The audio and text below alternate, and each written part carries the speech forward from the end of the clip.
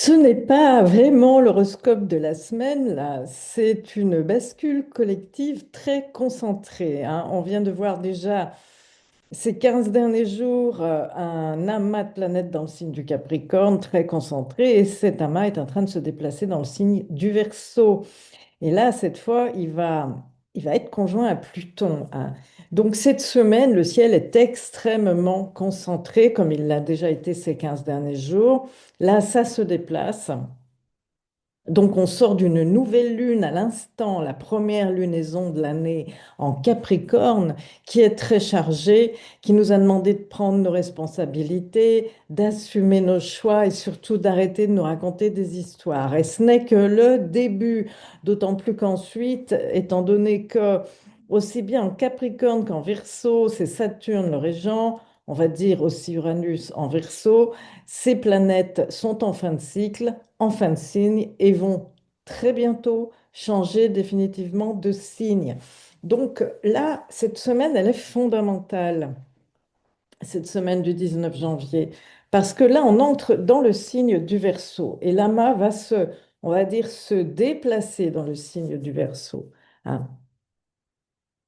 Donc, certains signes vont être quand même très bien soutenus, et ça, c'est les signes qui vont d'ailleurs être les plus favorisés.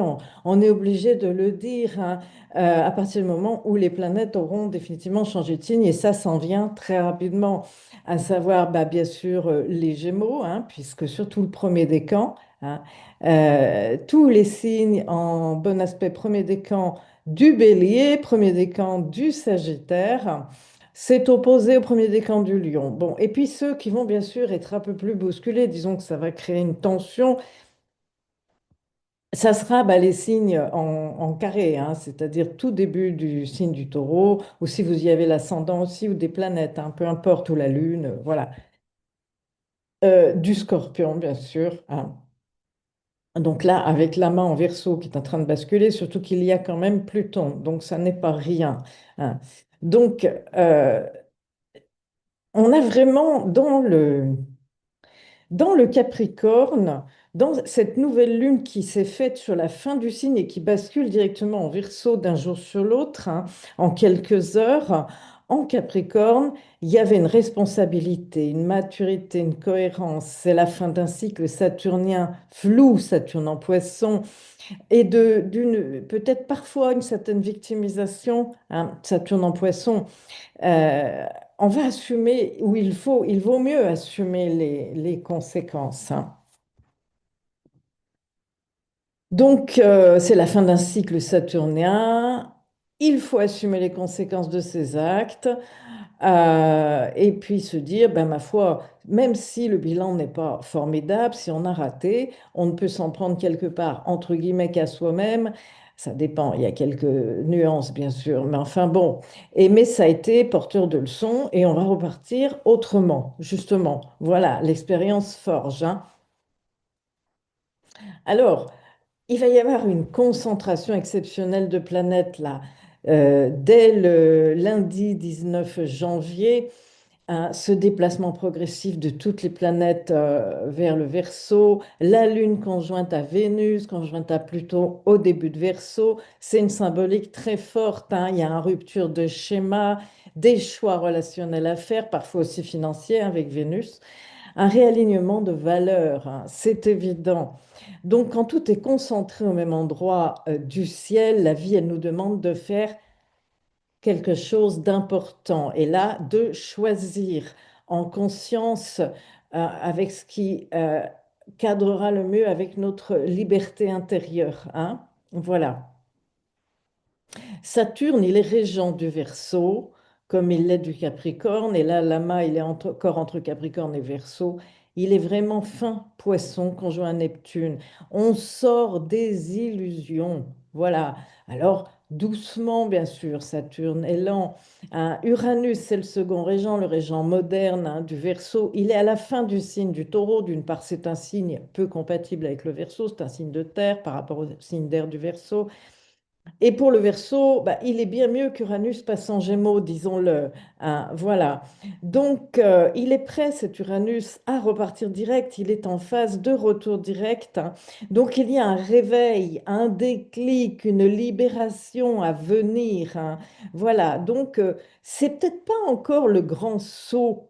Mais là, on est sur le bord. Voilà, on est sur le bord. Il va falloir franchir ce cap, hein. Puis j'allais dire, on est quand même tous impactés puisque toutes les planètes lourdes collectives changent de signe. Donc ça va avoir un impact collectivement, mais aussi dans nos vies individuelles. C'est obligatoire. Voilà. Alors, Bélier, premier décan, Feu, Air, c'est très favorisé. Gémeaux, Air, avec Air, c'est très favorisé. Gémeaux, premier décan. Balance, pareil, premier décan, l'air avec l'air, ça se marie bien. Le Sagittaire, le feu avec l'air du Verseau, ça se marie bien. Et le Verseau, évidemment, qui est directement concerné. D'ailleurs, les Verseaux nés au tout début du signe, là, fêtent leur anniversaire avec un amas important de planètes en Verseau. J'ai pu avoir en consultation des personnes qui présentaient à leur évolution solaire un amas considérable, hein, dans le signe du Verseau. Et c'est impressionnant, je dois le dire. Et là, on y arrive. On y arrive. Alors, c'est très important de repérer, bien sûr, le secteur dans lequel tout cela tombe, hein, parce qu'il va être fondamental. Et puis, les régents du secteur, bien sûr. Alors, les signes fixes, taureau, lion, scorpion, c'est un peu plus, on ne dramatise rien, c'est un peu plus rude, hein. La fixité de ces signes a du mal avec la notion de changement. Il lui faut plus de temps. Après, ça dépend de votre thème personnel. Je ne le répéterai jamais assez, bien sûr, évidemment, hein.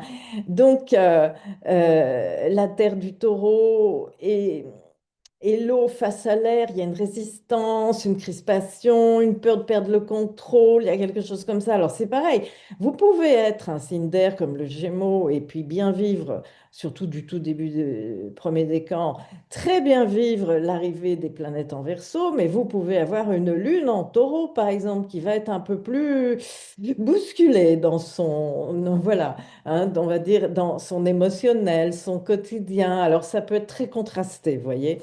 C'est pour ça que je ne dirai, je répéterai jamais assez, que le thème personnel est fondamental. Là, c'est un horoscope général. Voilà. On va dire un peu pour ces signes fixes, terre et eau, une friction entre ce qui veut durer et puis ce qui veut évoluer. Voilà. Ou si vous avez des planètes dans ces signes fixes de terre ou du scorpion, surtout en tout début. Deux décans, mais les planètes en Verseau vont vite circuler et vont se mettre en aspect des deuxième et troisième décans aussi, hein. Voilà, donc ça n'a rien de négatif, mais ça peut être inconfortable, ça peut demander de l'adaptation. Voilà. Donc, c'est une semaine, hein, qui ne demande pas particulièrement d'aller vite, mais d'être juste, hein. Le ciel, il se resserre pour nous obliger à être clairs avec nous-mêmes. Et ceux qui acceptent de bouger avec le mouvement, ils trouveront des opportunités. Ceux qui résistent ressentiront la pression plus que les autres. Et ça peut être vécu intérieurement, mais aussi extérieurement, hein. Voilà. Dans tous les cas, c'est un ciel qui prépare quelque chose de beaucoup plus grand pour les mois à venir.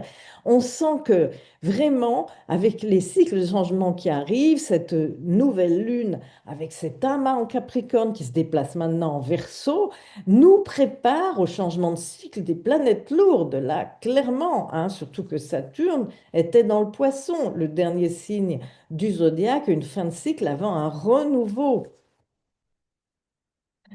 Alors bien sûr, si vous voulez comprendre un peu plus profondément cette dynamique et ce qu'elle prépare sur le long terme, je vous renvoie à mes vidéos de fond sur 2026 et puis sur l'entrée des planètes lentes dans les nouveaux signes. J'en ai longuement parlé. Voilà. Alors, je parle un petit peu maintenant quand même on voit bien Lune, Vénus, Pluton, début Verseau. Alors, la Lune va vite passer.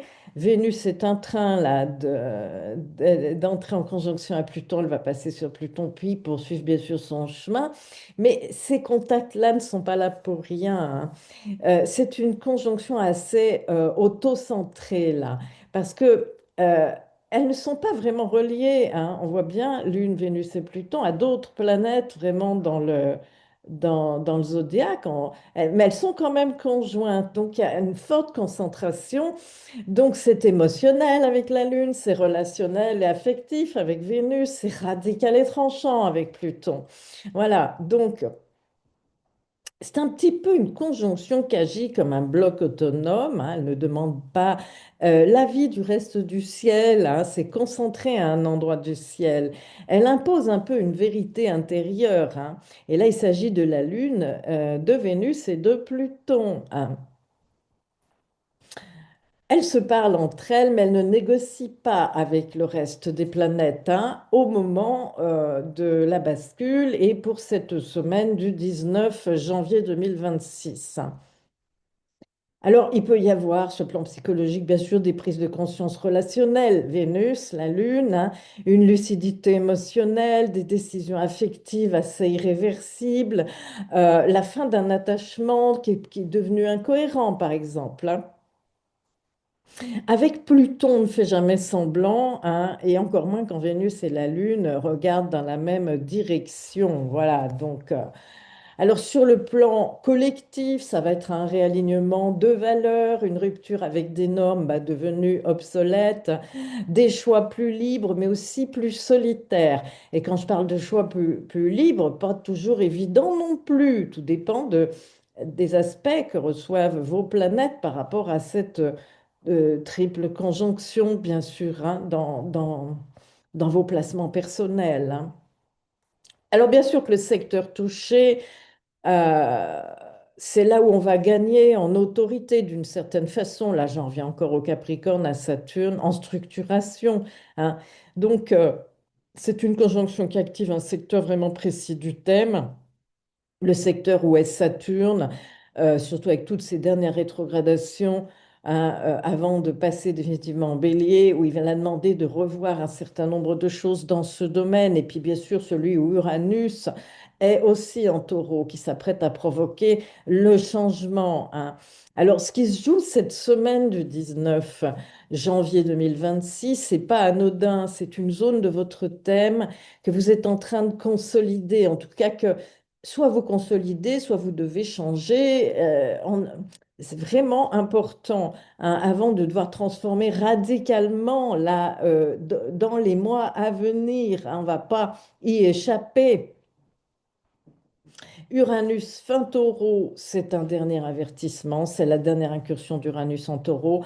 Il y est depuis quand même 7 ans, vous avez eu le temps de voir le domaine qui a été touché chez vous quand même, hein. Et là, c'est la fin, hein. Donc quelque chose doit être tranché, on va passer à autre chose, hein. C'est un dernier inconfort parfois, c'est un dernier attachement à lâcher aussi, hein. Le taureau a du mal avec Uranus, ça le bouscule, hein. Enfin, avant l'entrée en Gémeaux, il y a littéralement un changement de logiciel, hein. Et Saturne, fin Poisson avec Neptune, on va dire c'est la fin des illusions, c'est la responsabilité intérieure qui doit prendre le dessus, surtout si on a vécu une révolution des 60 ans, hein. C'est encore plus imparable qu'à 30 ans, hein. Euh, c'est la fin du flou avant de l'entrée en bélier, puisqu'en bélier, il y a passage à l'acte, hein.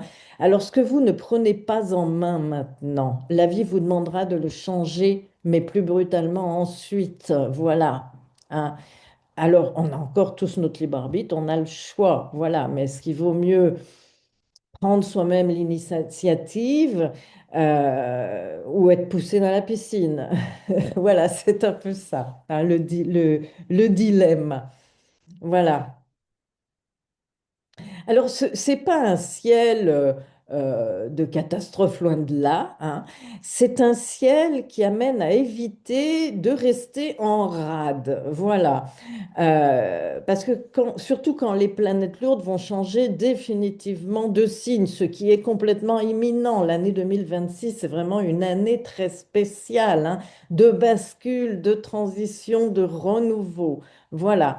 Éviter de se sentir déphasé. Voilà. Alors évidemment, si dès le début de la semaine, ça parle au premier décan de la plupart des signes, que ce soit en tension ou harmonieux, les planètes vont vite circuler et avancer. Seul Pluton reste sur les premiers décans. Voilà, hein.